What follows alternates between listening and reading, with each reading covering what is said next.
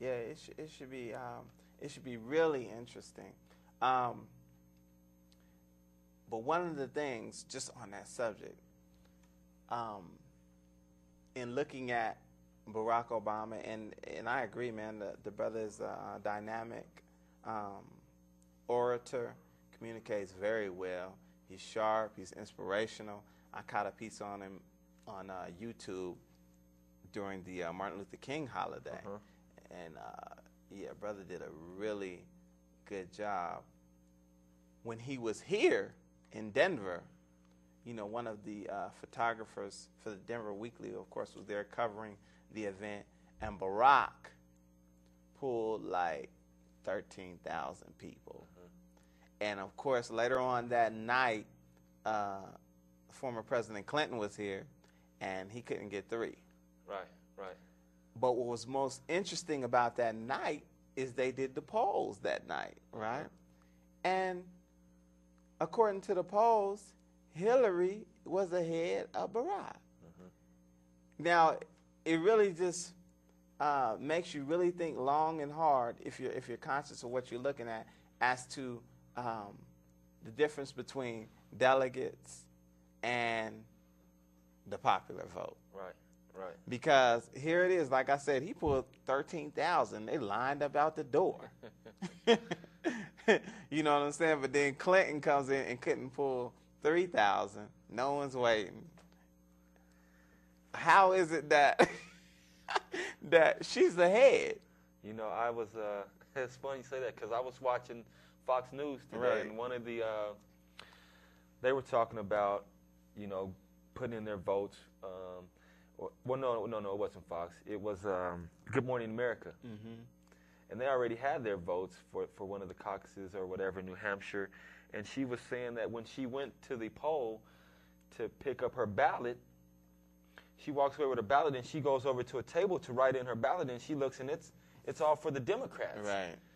And she goes, wait a minute, I signed up for a Republican Right. ballot. So she had to go back over to the lady and tell her, hey, this is the wrong one.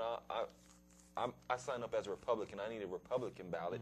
And so she said once the lady gave her a ballot, she marked it in right there, folded up, and handed it to her. So to me, how secure is that? Who says that she just Right. threw it in the round foul? You know, same thing with Right. Baraka. You know, he had tons and tons of people there, but when you look at the polls, who's turning in the polls? Who's taking the polls? So it's just, you know, you it's just such a good trick that they're playing. Yeah, the game has changed a little bit. Yes, it's definitely very interesting because, like I said, I mean, Hillary, of course, she's leading in the delegate count. Right. But when you look at the support and the crowds that show up to her rallies as opposed to his rallies, it's baffling how she could be winning. Absolutely. And so I think that, you know, during this political season, viewers, people who are conscious, should really take a look as to how electoral politics work. Absolutely. They should really take a look at the fact that we do not live in a democracy. For our viewers and the audience, we do not live in a democracy. This is a government that's styled after Rome. This is a democratic republic. And there's a difference because in the democratic republic, you vote for representatives. Right. And then those representatives vote and pass legislation. Right. There it is. Same thing with the president. You vote, but the popular vote doesn't really count. It all depends upon the electors. Yes, sir. In the electoral college. So I mean, we should really take a look at that because, you know, that's how this joker Bush got in. Absolutely. Was based upon the electoral college and those votes that he won in Florida the first time.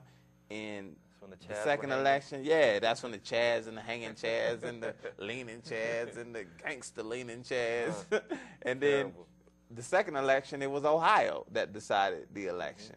So, I mean, we really need to be conscious of where we live and how this thing works. Because even though I understand a little bit about electoral politics, I don't know who the delegates are and how they choose them and whatnot. I mean, it's complex, to say the least. Well, you know, you're a well-educated brother and still don't know, and that's exactly what they want. They don't want, you know, and it's you have all these other states moving their electorals up so they can get closer to the meaningful votes, and it's like, well, what difference does that make? How does that play a part in it? And only the people who are counting the votes really know. Exactly. And even here in Colorado, I don't know if we've decided if we're going to have paper ballots or electoral ballots.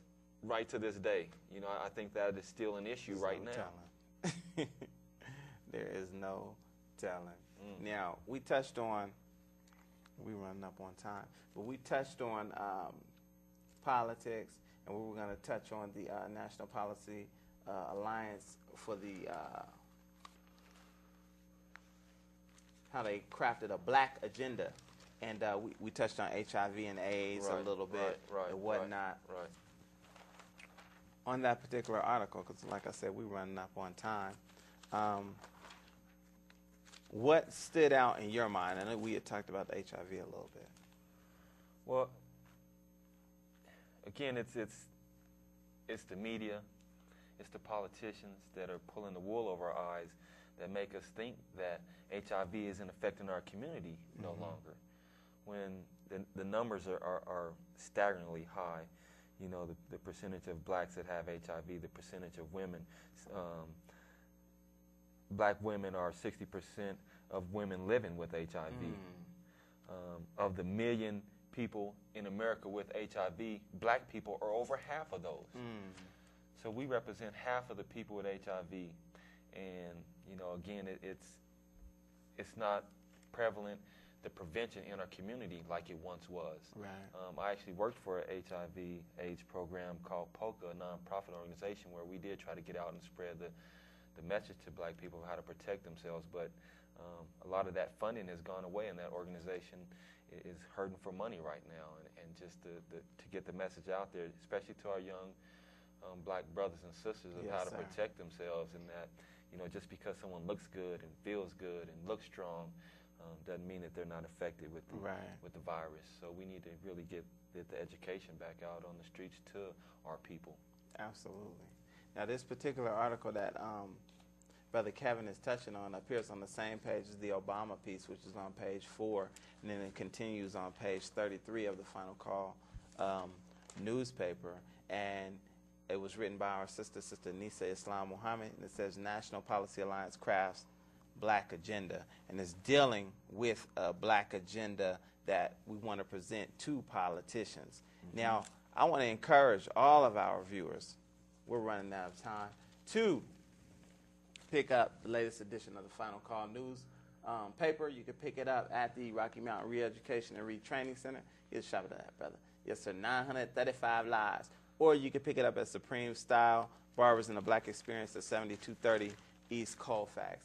Visit MohammedMaz51.com for a broadcast of the Final Call News Hour. I want to thank our brother Kevin. All right. The time flew. Thank you, sir. For wonderful opinion, wonderful dialogue. I want to thank our brother behind the glass, Brother Corey 2X. The brother so nice they had to X him twice. We want to tell you all to keep watching the Final Call News Hour. We're on channel 56, I believe, on Comcast, 56 to 7 on Tuesdays, live.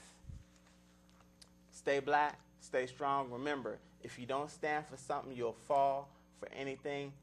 Peace. We out. Good night.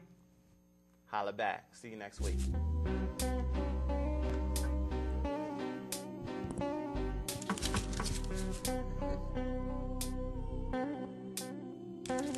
Look like the sands in the hourglass. I can see them falling, yelling to say they like, but look, they don't hear me calling. See, like Gene, they be stalling as if my message is foreign, melting in this pot, falling slowly. I see them dissolving, crawling to be complete like 9 planets in orbit. Straight and forward is how it's recorded. To your ear, the target I boarded from within with the intention to kill. False concepts and lies, things that ain't sank to these eyes. From the despised and rejected, I've been selected to teach. This tongue be the sword that will make war with this beast. Now there'll be no